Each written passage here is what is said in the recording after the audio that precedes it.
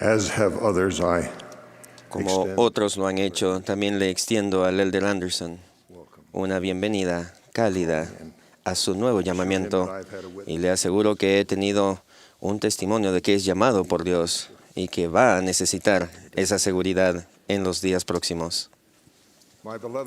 Mis amados hermanos y hermanas, esta oportunidad de hablarles es un privilegio grande y sagrado. Ruego que mis palabras sean beneficiosas y que les den ánimo. Con todas las diferencias que pueda haber entre nosotros, tenemos por lo menos una dificultad en común. Todos debemos enfrentar la adversidad. Habrá periodos, a veces largos, en que nuestra vida parece deslizarse fácilmente. Pero por nuestra condición de seres humanos, es natural que lo agradable dé paso a la aflicción, que los tiempos de buena salud lleguen a su fin y que sobrevenga el infortunio. Particularmente si los tiempos cómodos se han extendido, el advenimiento del sufrimiento o la pérdida de seguridad económica pueden traer consigo temor y a veces aún enojo. El enojo proviene, al menos en parte, de un sentido de que lo que sucede no es justo. La buena salud y la serena sensación de estar a salvo podrían parecer algo merecido y natural. Pero cuando desaparecen, puede sobrevenir un sentimiento de injusticia. Incluso un hombre valeroso a quien conocí lloraba por el sufrimiento físico que tenía y exclamó a los que le dieron una bendición: «Siempre he tratado de ser bueno. ¿Por qué me ha pasado esto?». Esa angustia por tener una respuesta al por qué me ha pasado esto se hace más dolorosa cuando los que sufren son nuestros seres amados. Y es especialmente difícil de aceptar si los afligidos nos parecen ser intachables. Entonces, el pesar puede sacudir nuestra fe en la realidad de un Dios amoroso y omnipotente. Algunos hemos visto cómo ha afectado esa duda a toda una generación en tiempos de guerra o de escasez. Y la duda crece y se extiende hasta que hay quienes se apartan de Dios, acusándolo de ser indiferente o cruel. Y si no se refrenan, esos sentimientos conducen a la pérdida de la fe, incluso en la existencia misma de Dios. Mi propósito hoy es asegurarles que nuestro Padre Celestial y el Salvador viven y que aman a toda la humanidad. La misma oportunidad que tenemos de enfrentar la adversidad y la aflicción es parte de la evidencia de su amor infinito. Dios nos dio el don de vivir en la mortalidad a fin de que nos preparáramos para recibir el más grande de todos sus dones, que es la vida eterna. Entonces nuestro espíritu cambiará y seremos capaces de querer lo que Dios quiera, de pensar como Él piense, y así estar preparados para que se nos confíe una posteridad para poder enseñarle y guiarle en medio de las pruebas para que merezcan vivir por siempre en la vida eterna. Es obvio que para tener ese don y recibir esa responsabilidad, debemos tomar decisiones correctas, que son difíciles para que logren transformarnos. Al tener esas vivencias penosas y probatorias en la tierra, se nos prepara para confiarnos ese gran cometido. Y solo podemos recibir esa educación si estamos sujetos a pruebas mientras servimos a Dios y a nuestros semejantes en su nombre. En ese proceso educativo experimentamos infortunio y felicidad, enfermedad y salud, la tristeza que proviene del pecar y el gozo de ser perdonados. El perdón proviene únicamente por medio de la expiación infinita del Salvador, que Él forjó, pasando un dolor que nosotros no podríamos soportar y que solo vagamente podemos imaginar.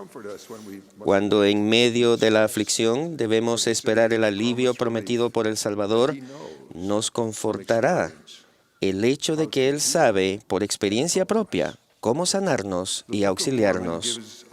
El Libro de Mormón nos ofrece la certeza de su potestad para consolar. Y la fe en esa verdad nos dará paciencia mientras oramos, trabajamos y esperamos su ayuda. Él habría podido saber sencillamente por revelación cómo socorrernos, pero optó por aprender mediante su propia experiencia. Esto es lo que dice Alma. Y él saldrá sufriendo dolores, aflicciones y tentaciones de todas clases. Y esto para que se cumpla la palabra que dice: tomará sobre sí los dolores y las enfermedades de su pueblo, y tomará sobre sí la muerte, para soltar las ligaduras de la muerte que sujetan a su pueblo. Y sus enfermedades tomará él sobre sí, para que sus entrañas sean llenas de misericordia según la carne, a fin de que según la carne sepa cómo socorrer a los de su pueblo, de acuerdo con las enfermedades de ellos. Ahora bien, el Espíritu sabe todas las cosas. Sin embargo, el Hijo de Dios padece según la carne, a fin de tomar sobre sí los pecados de su pueblo, para borrar sus transgresiones, según el poder de su redención. Y he aquí, este es el testimonio que hay en mí. Aun cuando sepan que en verdad el Señor tiene la capacidad y la bondad de liberarlos en sus tribulaciones, éstas igual pueden poner a prueba su valor y fortaleza para soportarlas. El profeta José Smith exclamó angustiado en el calabozo: «Oh Dios, ¿en dónde estás? ¿Y dónde está el pabellón que cubre tu morada oculta? ¿Hasta cuándo se detendrá tu mano?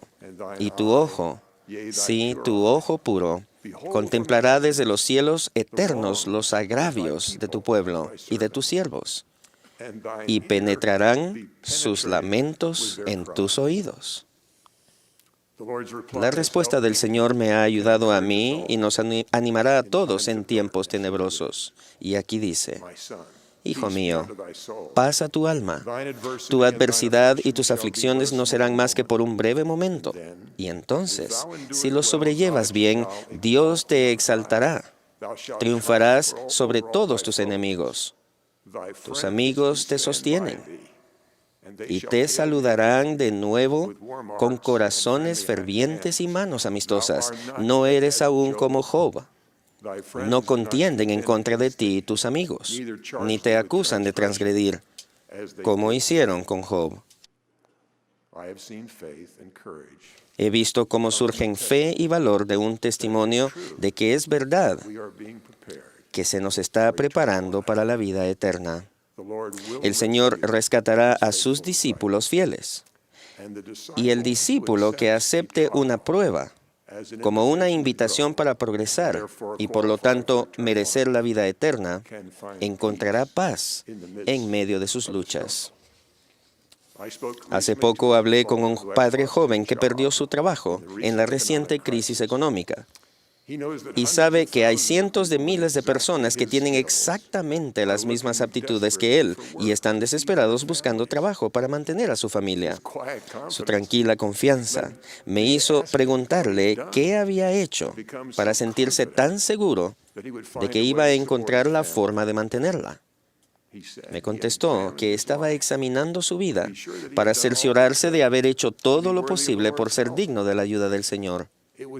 Era obvio que su necesidad y su fe en Jesucristo lo conducían a ser obediente a los mandamientos de Dios, cuando es duro hacerlo.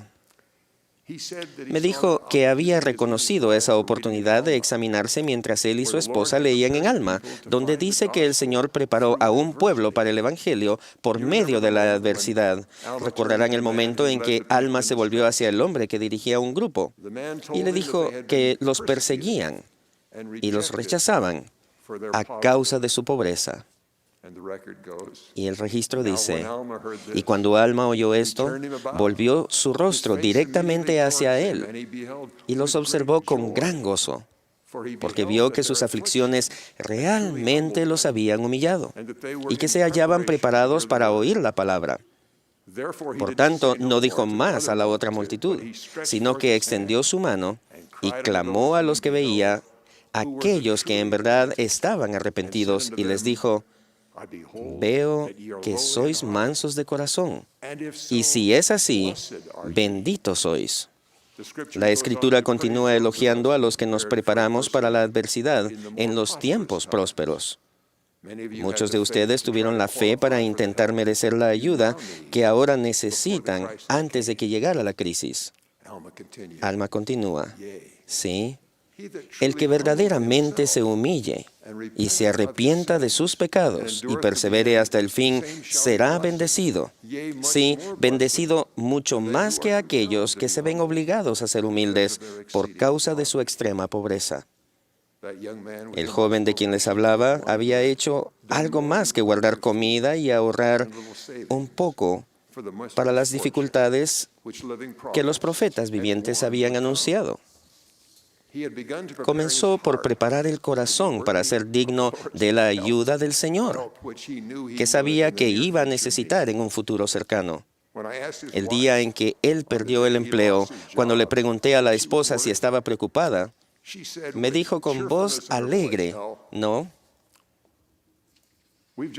acabamos de salir de la oficina del obispo. Nosotros pagamos un diezmo íntegro. Todavía no sabemos lo que va a pasar, pero yo me sentí tan seguro como ellos. La situación mejorará. La tragedia no fue desafío para su fe, sino que la puso a prueba y la fortaleció. Y el sentimiento de paz que el Señor ha prometido ya les ha llegado en medio de la tormenta. Con seguridad habrá otros milagros.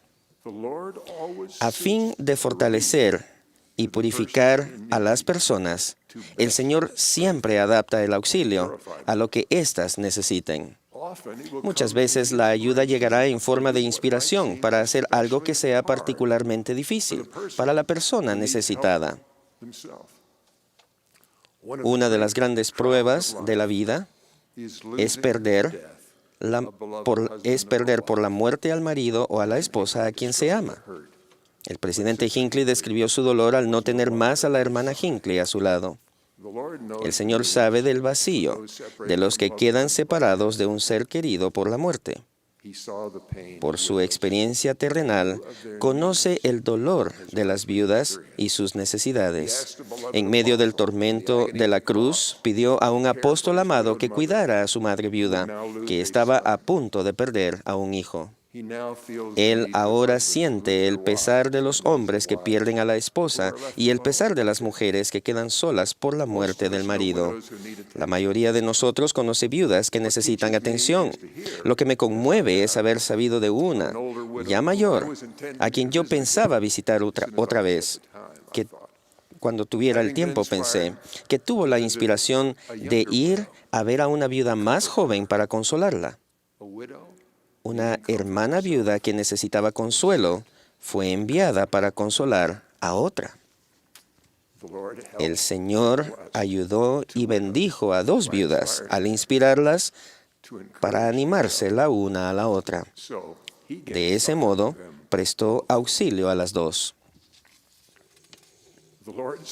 El Señor envió su ayuda en la misma forma a los humildes y pobres de los que se habla en Alma 34, que habían respondido a la enseñanza y al testimonio de sus siervos. Después de arrepentirse y convertirse, seguían siendo pobres. Pero Él los envió a hacer por otros lo que tal vez razonablemente pensaran que no podían y lo que ellos mismos necesitaban. Tenían que dar a los demás lo que quizás anhelaban que Él les diera. Por medio de su siervo, el Señor dio a aquellos conversos pobres esta dura tarea y estricta norma. Sí, después de haber hecho todas estas cosas, volvéis la espalda al indigente y al desnudo, y no visitáis al enfermo y afligido. Y si no dais de vuestros bienes, si los tenéis, a los necesitados, os digo que si no hacéis ninguna de estas cosas, he aquí vuestra oración es en vano y no os vale nada, y sois como los hipócritas que niegan la fe. Es posible que parezca que es pedir demasiado a personas que tienen grandes necesidades. Sin embargo, conozco a un joven que fue inspirado para hacer precisamente eso cuando hacía poco que se había casado. Él y la esposa tenían apenas para sobrevivir con una entrada muy pequeña, pero él conoció a otro matrimonio más pobre y para sorpresa de su esposa, les prestó ayuda de sus escasos ingresos. Mientras todavía eran pobres, ellos recibieron una prometida bendición de paz. Después, la prosperidad que alcanzaron sobrepasaba sus más acariciados sueños, y todavía continúan la norma de socorrer al necesitado, a quien tenga menos o esté en aflicción. Y hay todavía otra prueba que, si se soporta bien, traerá bendiciones en esta vida y bendiciones eternas. La edad y la mala salud pueden probar a los más fuertes entre nosotros. Un amigo mío era nuestro obispo cuando mis hijas todavía vivían en casa. Ellas nos contaban lo que sentían cuando él daba su sencillo testimonio alrededor de una fogata en las montañas. Las amaba y ellas lo sabían. Después lo relevaron. Ya había sido obispo anteriormente en otra estaca. Mis conocidos de aquel antiguo barrio lo recuerdan igual que mis hijas. Yo lo visitaba de cuando en cuando en su hogar para demostrarle mi gratitud y darle bendiciones del sacerdocio. Poco a poco su salud empezó a declinar. No recuerdo todas las dolencias que sufrió. Le hicieron cirugía y tenía constante dolor. Cada vez que lo visitaba para consolarlo, él invertía los papeles. Siempre era yo quien salía reconfortado. Los problemas de la espalda y de las piernas lo forzaban a usar un bastón para caminar, pero ahí estaba en la iglesia sentado cerca de la puerta de entrada para saludar con una sonrisa a los que llegaban. Nunca olvidaré el asombro y la admiración que sentí un día cuando, al abrir la puerta, lo vi venir por la entrada de la cochera. Era el día que los basureros recogían la basura. Y por la mañana yo había sacado los recipientes que tienen ruedas. Y ahí estaba él arrastrando con una mano el recipiente de basura en la subida, mientras que con la otra se apoyaba en el bastón para equilibrarse. Estaba ayudándome cuando era él quien necesitaba más ayuda que yo. Y lo hacía con una sonrisa y sin que se le hubiera pedido. Lo visité también cuando él al fin necesitó el cuidado de enfermeras y médicos. Estaba en una cama de hospital, todavía con dolores y todavía sonriendo. La esposa me llamó para decirme que estaba cada vez más débil. Mi hijo y yo le dimos una bendición del sacerdocio mientras yacía conectado a un sinfín de tubos. Yo sellé la bendición con la promesa de que tendría tiempo y fuerzas para hacer todo lo que Dios le tenía reservado en esta vida y para pasar toda prueba. Cuando me aparté de la cama para irme, él extendió la mano y tomó una de las mías. Me sorprendió la fuerza de su apretón y la firmeza de su voz al decirme, voy a estar bien. Me fui, pensando que volvería a verlo pronto. Pero en menos de un día recibí la llamada telefónica. Había partido para el lugar glorioso donde iba a ver al Salvador, que es su juez perfecto y será el nuestro. Al hablar en su funeral, pensé en estas palabras de Pablo cuando supo que iría a ese lugar a donde se fue mi vecino y amigo. Pero tú, sé sobrio en todo, soporta las aflicciones, haz obra de evangelista, cumple tu ministerio. Porque yo estoy para ser sacrificado, y el tiempo de mi partida está cercano. He peleado la buena batalla, he acabado la carrera, he guardado la fe. Por lo demás, me está guardada la corona de justicia, la cual me dará el Señor, juez justo, en aquel día, y no solo a mí, sino también a todos los que aman su venida. Tengo la seguridad que mi vecino pasó bien su prueba y enfrentará su juicio con una gozosa sonrisa. Les doy mi testimonio de que Dios, el Padre, vive. Él estableció para cada uno de nosotros un curso para pulirnos y perfeccionarnos a fin de estar con Él. Testifico que el Salvador vive. Su expiación hace posible que nos purifiquemos al guardar sus mandamientos y los convenios sagrados que hacemos. Y sé por experiencia propia que Él nos dará fuerzas para elevarnos por encima de toda tribulación. El presidente Monson es el profeta del Señor. Él posee todas las llaves del sacerdocio. Esta es la verdadera iglesia del Señor, en la cual estamos, apoyándonos unos a otros. Y somos bendecidos por socorrer a los compañeros de infortunio que Él ponga en nuestro camino. En el nombre de Jesucristo. Amén.